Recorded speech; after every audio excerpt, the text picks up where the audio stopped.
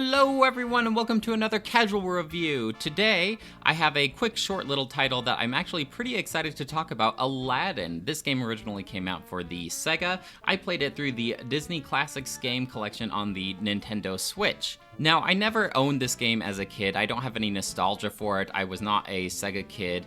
But I did play through most of it, actually with my sister-in-law before I was married. I guess on my wife's side of the family, they were big Sega fans, and so they have quite the affinity with this game. So I was playing through it with my sister-in-law.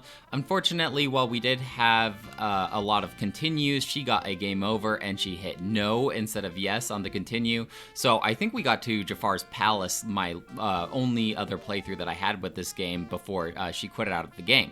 And I have yet to forgive her about it. Actually, nope, now that I beat the game, I can officially forgive her. I'll be sure to call her and let her know today. I'm sure she'll be pleased to hear that. So I actually got this collection from Walmart for only $5. I don't know what's going on over at Walmart right now, and I will talk about this more with a January haul video, but they have a lot of really good games on clearance for really steep, so be sure to check brickseek.com and see if any of your local Walmarts have this discounted down to $5. It also has Lion King, but I guess I'll talk about that in a second video because I haven't played through that one yet. So Aladdin himself, this is a very dated game, so he doesn't have that much of a move set, but he can swing his sword in a couple different directions. He can crouch and do like this little short jab, this short little stab, like shank, if you will. He can collect apples and throw them at enemies, which you should never bring a sword to an apple fight because apples are OP, yo! He can crouch and then he can jump and then just typical movement for this kind of action platformer. I think it's pretty cool in this game that you can parry moves though. Like you'll come across the guards of the palace and they'll be throwing swords. Like you can parry projectiles, which is actually pretty impressive. Kind of hard to pull off. I really did abuse the apple system and I felt like they were pretty generous with giving you apples. This was kind of like your coins. They kind of tell you which direction to go, and as you collect apples, I felt like they were really generous with them, so I could never really tell when I have an opening to go into an enemy and get a sword attack, so I ended up just throwing a lot of apples, which seemed to work just fine. Along with being generous with apples, they are also generous with gems. They aren't as common as regular Mario coins, and then you can use these gems to purchase lives and continues, which they are also pretty generous with. I feel like for an old game like this, it is actually more forgiving than you would believe because a lot of these old games, I feel like they artificially increase the game length because you just have to keep trying over and over again. Very arcade-like. Lots of lives, they give you lots of continues, lots of opportunities to try again, which was very much appreciated. And then at the end of each level, if you acquire these genie heads, you can do this little roulette system to get more. Unfortunately, so it like cycles through all these icons, and then if you press A, then you get that reward. But they do have Jafar, and if you stop on a Jafar, then it just completely quits you out of these the roulette, even if you have genie heads left over.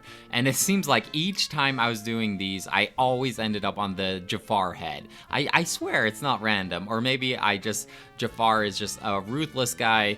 He just really doesn't want you to get those bonuses. And then occasionally, I'm not sure what would unlock this. Actually, if I was to speculate, I do remember actually seeing Abu heads as I played through the game.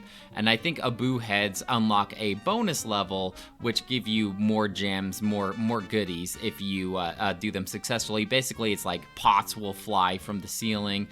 They felt pretty tough though, and unless I was really abusing this rewind system that was implemented in this collection, I feel like I would get maybe one gem and then I would lose the bonus game. Honestly though, the biggest compliment I can give about this game is the awesome graphics, the wonderful bit music of the original soundtrack, and it just animates so wonderfully. And I will get into this a little bit later, but the collection has a lot of cool bonus features that really give you an appreciation just how much work they put into this appearance and the animation. It was really taken, like they would actually go to the original animators of the Aladdin movie and then just, okay, put this in a video game essentially, and it really shows because it just holds up so much. Like even by today's standards, if you get like an indie game, it doesn't really look like like this. It looks great, and it's so surprising because it's such an old game. I think my favorite level of this game would be the genie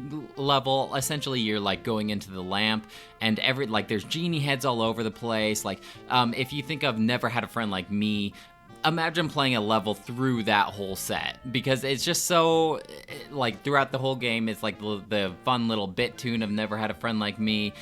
There's like genie hands as the platforms. It's just really fun to play through. It's such a treat. There's fun stuff in the background. You don't see this in old games often, but like you're in the prison level, you know, when Aladdin gets arrested, and in the background you can just see Sebastian the Crab from Little Mermaid hanging on the rafters, like, or there's like hidden Mickey ears all over the place. Like if you were at Disneyland, like there'll be a pile of bones, a skeleton, and he'll have Mickey ears on, which is really fun.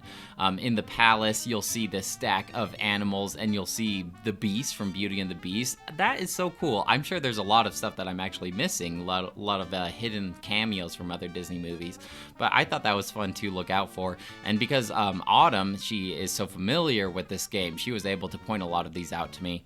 With the good graphics comes a little gripe from me, actually. I felt like because it was so detailed and not blocky like Mario, I had trouble telling what I would interact with and what was just design, what was just in the foreground, what's in the background. I couldn't really tell what's a platformer or not, and so I struggled with that. And because of that, I really had to abuse the rewind system in this collection. Basically, if you hold the L shoulder button, you'll just rewind up back to a point that you want to replay at. And I feel like if I was just playing this game on the base Sega, I would get pretty frustrated with this. Because of the rewind system, no big deal. You just rewind back to the platform you were on before and try again jumping to a different platform.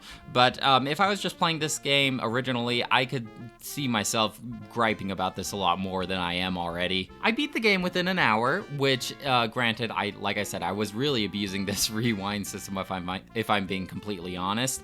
But it was a fun hour, and I enjoyed myself. I could see, like, they were pretty generous with the lives and the continue, so I could see myself not needing to rewind and just keep trying the levels over and over again, and that would increase the game length to probably 2 or 3 hours at most. So yeah, I kind of just want to talk about the collection now, and the collection is actually really, really impressive. Most of the time, I've played a couple of these kind of collections before. I played through the Mega Man Zero collection, and while that did have a lot of fun stuff, this collection just has so much work and love put into it, which is really surprising for, like, you know, I want to say they're obscure because a lot of people really like Aladdin for the Sega or Lion King, but it just has a lot of cool stuff. Like, it has a lot of different versions of the game. It has this Final Cut version, which is the version that I played, which is essentially, from how I understand it, like a patch version of the original Sega game.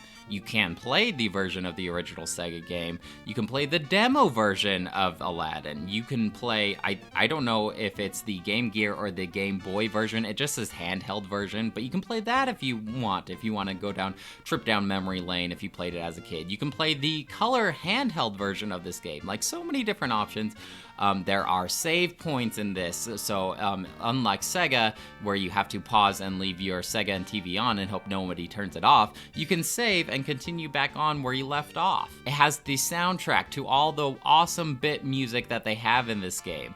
It has original artwork scans, so many, and I'm surprised that they got permission from Disney to have all this, because it's like, you could actually see the color palettes and everything that the original animators made. It's like such a cool deep dive. They even have like little documentary clips that you can watch, like little 4 or 5 minute clips from the original creators of the game, and like showing them, like, it's just interviews of them talking about how they made this game, and they're playing it with their kids now. It's just so fun to watch. Like, yeah, I could watch this on YouTube, or I could watch it within the collection on my Switch, which is 100 times better for some reason. It's just a real love letter to the game. So as far as grading for the game itself, like I said, I don't have a lot of nostalgia or affinity for this game. I think I would give it a 3 out of 5. Now, if I was grading the collection itself, I would definitely give it a 5 out of 5. But since we're just grading the game, yeah, 3 out of 5 sounds about right to me. That's not to say that I didn't have a really fun time playing through it, though. Well, guys, that should be it for me. Let me know if you have any questions or comments about Aladdin or this Disney Classics game collection, and I'll talk to you later. Bye!